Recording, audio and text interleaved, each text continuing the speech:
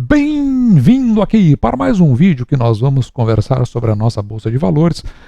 Este é o segmento de vídeos chamado Toques da Bolsa, que chega ao de número 79 e tem um desdobramento sobre o leilão da ANEEL e algumas possibilidades de revisão de alguns dos vencedores. Com isso, pode ser que empresas que fazem parte aqui da carteira do canal acabem sendo beneficiados. E também vou responder se a Taesa deveria ou não ter ido com tudo nesse leilão, que foi uma das perguntas feitas aqui no canal. Eu demorei para responder porque, na verdade, outros assuntos se sobrepuseram. Mas vamos dar uma olhada neste questionamento feito pelo Eduardo Balbino, já faz um mês, até porque o leilão, já está para completar um mês, e ele aqui pergunta se a Taesa ela não deveria ter ido com tudo.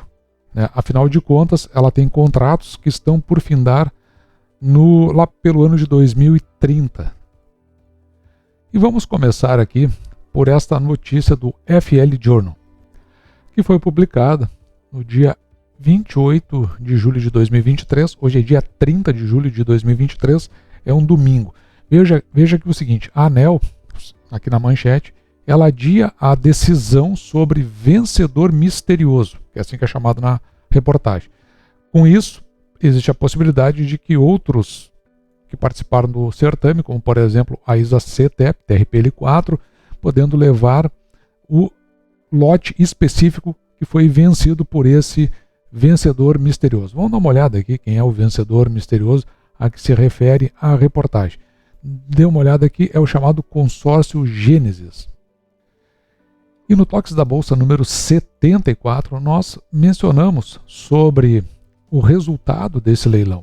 E veja que no resultado do leilão, aqui no lote 1, quem venceu foi o consórcio Gênesis.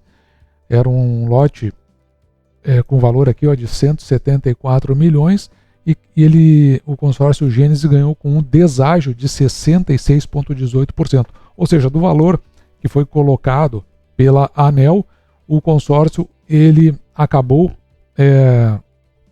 vencendo o leilão, propondo apenas 43,82% do valor total, ou seja, é um grande deságio.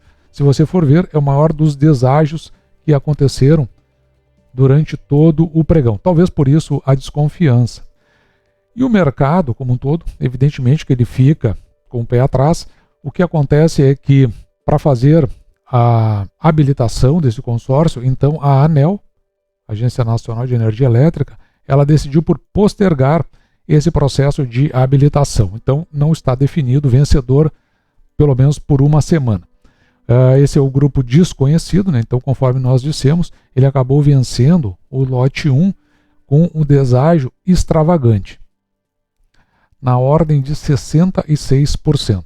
Veja que o segundo colocado foi a ISA-CTEP, com deságio de 44,8%, mais razoável, ao passo que a ENGIE ela ficou em terceiro lugar com deságio de 42,59%, não avançando mais sobre os lances de forma a reduzir esse preço. Então, por isso, gerou esse desconforto no mercado como um todo, uma desconfiança, e agora se está avaliando.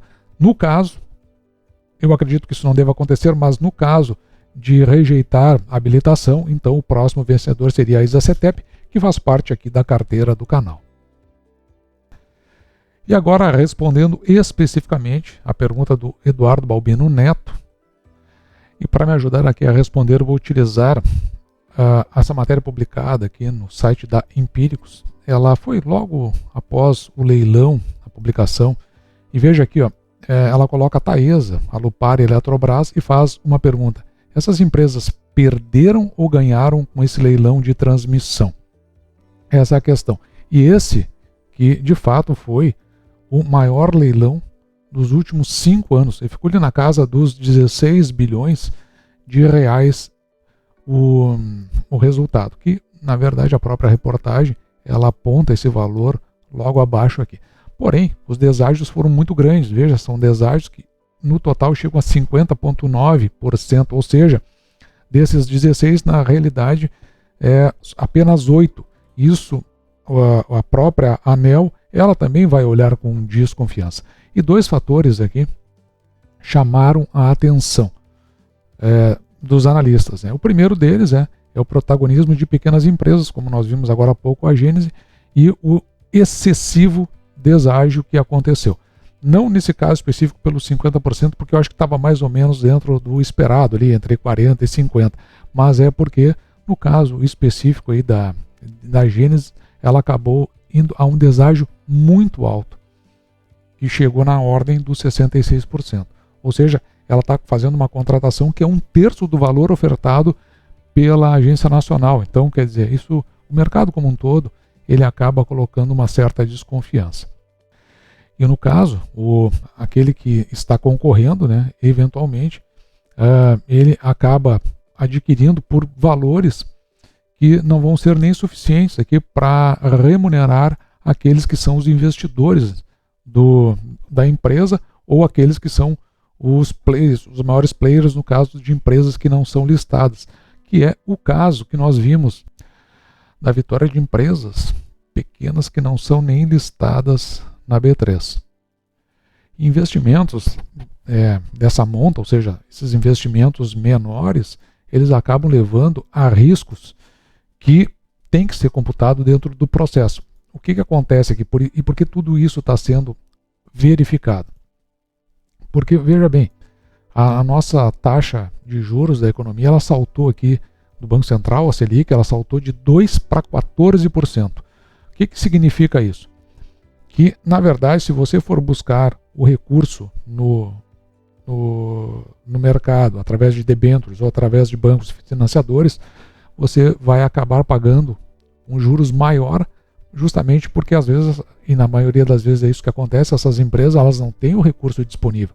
Então elas vão se utilizar desses meios, pagando altos juros para poder levar esses projetos, que são projetos de grande monta, adiante. E, consequentemente, a margem vai ficando cada vez mais reduzida, ou seja, essa agressividade exagerada, talvez ela não esteja em consonância com o que o nosso mercado está apresentando. Além disso, veja que a remuneração é pelo fator inflacionário, e a gente até teve deflação no mês de junho, e a prévia do mês de julho, que é o IGPM 15, ele também já está apontando como deflação no mês, significa que o juro real ele acaba ficando maior, e aquela que é a receita, em função da correção da receita anual permitida, ela acaba ficando menos impactada porque ela é corrigida pela inflação, normalmente pelo IPCA. Então, com isso, agora vamos tentar aqui responder de fato a pergunta. Veja que ainda existem 2 outros leilões, um em dezembro, agora de 2023, e outro em março de 2024. E eles vão ficar aqui na ordem, os dois, de 35 bilhões.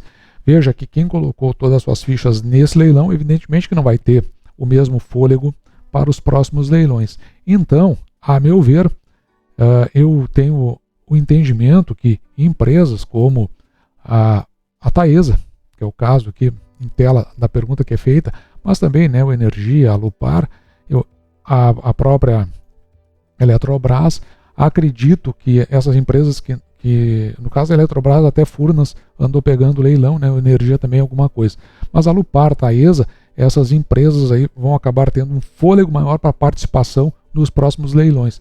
Eu entendo que a medida certa da Taesa, que faz parte aqui da carteira do canal, foi não ter ido com tudo neste leilão de forma específica, justamente porque ele teve todas essas características.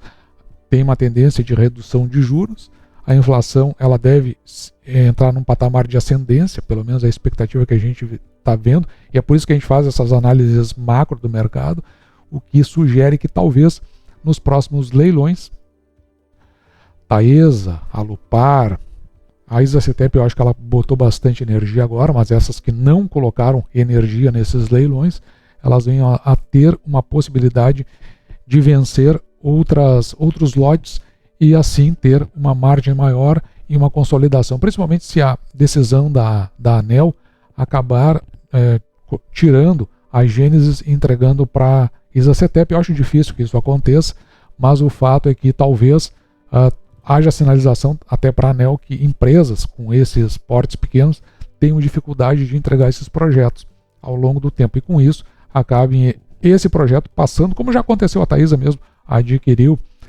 entre o Rio Grande do Sul e Santa Catarina um trecho ali que justamente foi esse caso, né? Foi vencido num leilão e depois não teve pernas a vencedora para seguir adiante e acabou isso passando para uma outra companhia. Então isso também é uma possibilidade e acredito que a ANEEL não queira correr esse risco, mas de toda sorte eu acho difícil que se passe para a ISA-CETEP e sim, entendo que a Taesa fez bem em não ter avançado muito além daquilo que é a sua capacidade, deixando gordura para os 2 próximos leilões. Dito isso, vou ficando por aqui, espero que você tenha gostado, me despeço e deixo como sempre o meu grande abraço!